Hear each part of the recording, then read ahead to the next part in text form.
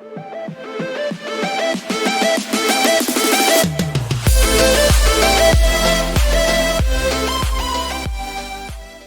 पशुपालक मित्रांनो, स्वागत आहे आपल्या फेड गुरु या युट्यूब चॅनलवरती. मित्रांनो, आजच्या व्हिडिओमध्ये आपण आपल्या व्यालेल्या पशूंमध्ये किंवा आपल्या दूध देणाऱ्या पशूंमध्ये थंडीच्या दिवसामध्ये त्यांचे दूध कमी होण्याची कुठली कारणं असू शकतात, तर या विषयाची आज आपण माहिती घेणार आहोत.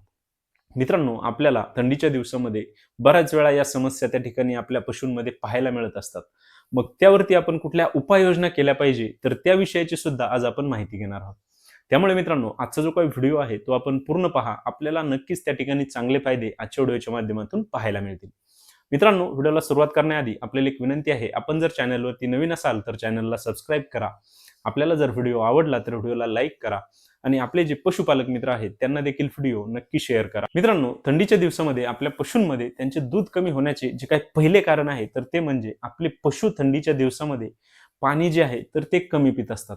मित्रांनो, आपले जर पाणी हे जास्त थंड असेल तर त्या ठिकाणी आपले पशु पाणी कमी पिऊ शकतात आणि त्यामुळे आपल्या पशूंच्या दुधाच्या उत्पादनामध्ये त्या ठिकाणी कमतरता ही येऊ शकते. त्यासोबतच मित्रांनो, आपल्या पशूंमध्ये थंडीच्या दिवसामध्ये त्यांचे जे काही स्नायू आहेत तर ते आखडलेले असतात. तसेच आपल्या पशूंमध्ये जास्त थंडीमुळे त्या ठिकाणी लंगडण्याच्या समस्या देखील त्या ठिकाणी आपल्याला पाहायला मिळू शकतात. किंवा मित्रांनो, थंडीच्या दिवसामध्ये आपल्या पशूंची जी काही त्वचा आहे तर तिच्यावरती रठ्ठपणा आलेला असतो किंवा ती कोरडी पडलेली असते. तर त्या ठिकाणी सुद्धा पशुपालक मित्रांनो, आपल्या पशूंमध्ये त्यांचे दुधाचे उत्पादन हे कमी झालेले आपल्याला पाहायला मिळू शकते. तसंच मित्रांनो, थंडीच्या दिवसामध्ये आपल्या पशूंना आवश्यक तेवढे जर त्या ठिकाणी ऊन मिळाले नाही किंवा सूर्यप्रकाश मिळाला नाही तर त्या ठिकाणी सुद्धा आपल्या पशूंच्या दुधाच्या उत्पादनामध्ये कमतरता ही येऊ शकते. तसेच मित्रांनो, थंडीच्या दिवसामध्ये आपले जे पशु आहेत तर ते त्यांच्या शरीरातील जी काही एनर्जी आहे तर ती स्वतःच्या शरीरासाठी, स्वतःच्या शरीराला गरमी देण्यासाठी वापरतात.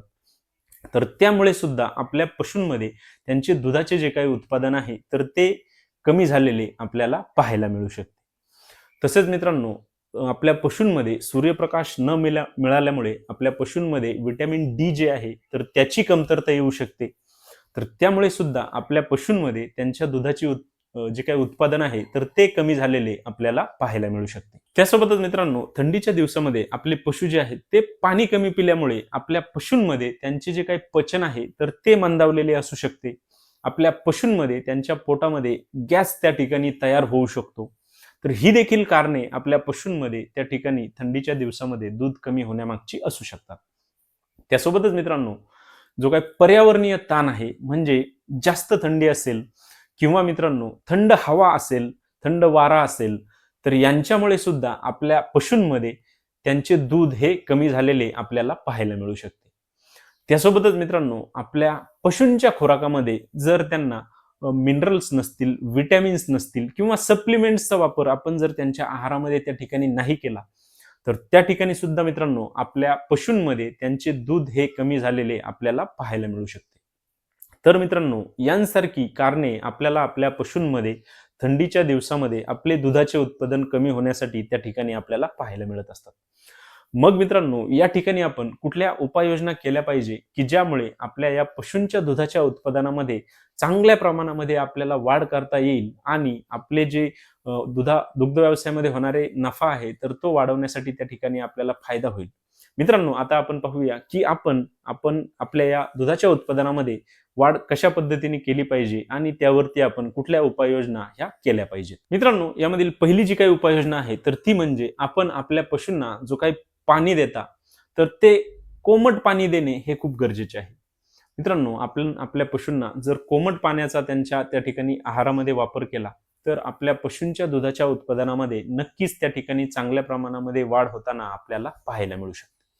त्यासोबतच मित्रांनो, दुसरी जी काही उपाययोजना आहे तर ती म्हणजे आपण आपल्या पशूंना कमीत कमी दिवसातून 2 ते 3 तास त्यांना उन्हामध्ये ठेवणे हे खूप गरजेचे आहे की ज्यामुळे मित्रांनो आपल्या पशूंच्या शरीरासाठी आवश्यक तेवढा सूर्यप्रकाश मिळेल.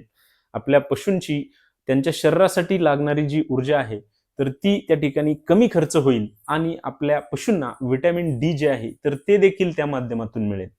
त्यामुळे सुद्धा आपल्या पशूंमध्ये त्यांचे दुधाचे उत्पादन हे वाढण्यासाठी आपल्याला त्या ठिकाणी चांगला फायदा हा होऊ शकतो. तसेच मित्रांनो, यामधील पुढची जी काही उपाययोजना आहे तर ती म्हणजे आपण जर आपला चारा थंडीच्या दिवसामध्ये सावलीमध्ये त्या ठिकाणी ठेवत असाल, तर तो आपण उन्हामध्ये जर ठेवून आपल्या पशूंना खाऊ घातला तर तो गरम त्या ठिकाणी राहील आणि आपल्या पशूंना तो खाण्यासाठी त्या ठिकाणी त्याला कुठलीही समस्या किंवा अडचणी त्या ठिकाणी पाहायला मिळणार नाहीत. त्यामुळे सुद्धा आपल्या पशूंमध्ये त्यांचे दुधाचे उत्पादन हे वाढवण्यासाठी त्या ठिकाणी आपल्याला चांगला फायदा हा होऊ शकतो. तसेच मित्रांनो, आपल्या पशूंमध्ये जर त्यांना ऊर्जेची कमतरता येत असेल, तर त्या ठिकाणी आपण कोमट पाण्यामध्ये गूळ मिसळून आपल्या पशूंना जर त्यांच्या आहारामध्ये त्या ठिकाणी दिला, तर आपल्या पशूंच्या शरीरासाठी आवश्यक जी ऊर्जा आहे, तर ती देण्यासाठी या गुळाच्या माध्यमातून आपण आपल्या पशूंना मदत करू शकतो. तसेच गुळामध्ये असणारे जे काही घटक आहेत, त्यांच्या उपयोगामुळे आपल्या पशूंमध्ये त्यांचे दुधाचे जे काही उत्पादन आहे, तर ते देखील चांगल्या प्रमाणामध्ये वाढण्यासाठी आपल्याला त्या ठिकाणी चांगला फायदा होऊ शकतो. त्यामुळे आपण आपल्या पशूंच्या आहारामध्ये गुळाचा जर त्या ठिकाणी वापर केला, तर आपल्याला नक्कीच आपल्या पशूंच्या दुधाच्या उत्पादनामध्ये वाढ झालेलीही पाहायला मिळू शकते.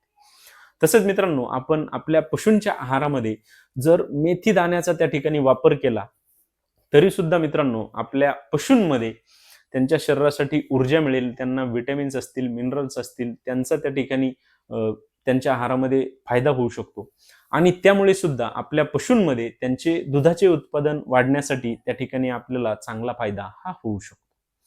त्यासोबतच मित्रांनो, आपण आपल्या पशूंच्या आहारामध्ये लिक्विड कॅल्शियम असेल किंवा मिनरल मिक्सचर असेल, तर यांचा जर त्यांच्या आहारामध्ये वापर केला, तर त्या ठिकाणी सुद्धा मित्रांनो, आपल्या पशूंमध्ये त्यांचे दुधाचे उत्पादन वाढवण्यासाठी, आपल्या पशूंमध्ये त्यांच्या शरीराला जी एनर्जी पाहिजे तर ती देण्यासाठी या व्हिटॅमिन्स, मिनरल सप्लिमेंट्समुळे त्या ठिकाणी चांगला फायदा आपल्याला पाहायला मिळू शकतो आणि आपल्या पशूंमध्ये त्यांचे दुधाचे जे काही उत्पादन आहे, तर ते चांगल्या प्रकारे वाढताना आपल्याला त्या ठिकाणी पाहायला मिळू शकते. त्यासोबतच मित्रांनो, आपण आपल्या पशूंच्या आहारामध्ये जर मोहरीच्या तेलाचा त्या ठिकाणी वापर केला, तरी सुद्धा मित्रांनो, आपल्या पशूंमध्ये त्यांना ऊर्जा देण्यासाठी, आपल्या पशूंमध्ये त्यांची भूक वाढवण्यासाठी, आपल्या पशूंमध्ये त्यांचे दुधाचे उत्पादन वाढवण्यासाठी देखील या मोहरीच्या तेलाचा त्या ठिकाणी आपल्याला चांगला फायदा होऊ शकतो. त्यामुळे सुद्धा मित्रांनो, आपल्या पशूंमध्ये त्यांचे दूध वाढवण्यासाठी त्या ठिकाणी आपल्याला चांगला फायदा हा पाहायला मिळू शकतो. मित्रांनो, यांसारख्या उपाययोजना आपण जर थंडीच्या दिवसामध्ये आपल्या पशूंमध्ये त्या ठिकाणी केल्या, तर निश्चितच आपल्या पशूंचे दुधाचे उत्पादन हे चांगल्या प्रमाणामध्ये वाढण्यासाठी आपल्याला फायदा होऊ शकतो. मित्रांनो, आजच्या व्हिडिओमध्ये आपण आपल्या पशूंमध्ये थंडीच्या दिवसामध्ये दूध कमी होण्यामागची कुठली कारणं असू शकतात, आपण त्यावरती कुठल्या उपाययोजना केल्या पाहिजे, तर या विषयाची सविस्तर माहिती आज आपण घेतलेली आहे.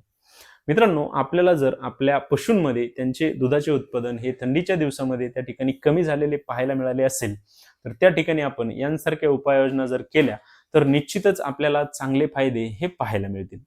मित्रांनो, आपल्याला जर आजचा व्हिडिओ आवडला असेल तर व्हिडिओला लाईक करा. आपण जर चॅनलवरती नवीन असाल तर चॅनलला सबस्क्राईब करा आणि आपल्याला जर कुठल्याही प्रकारच्या शंका असतील तर कमेंट बॉक्समध्ये मला नक्की कळवा. धन्यवाद.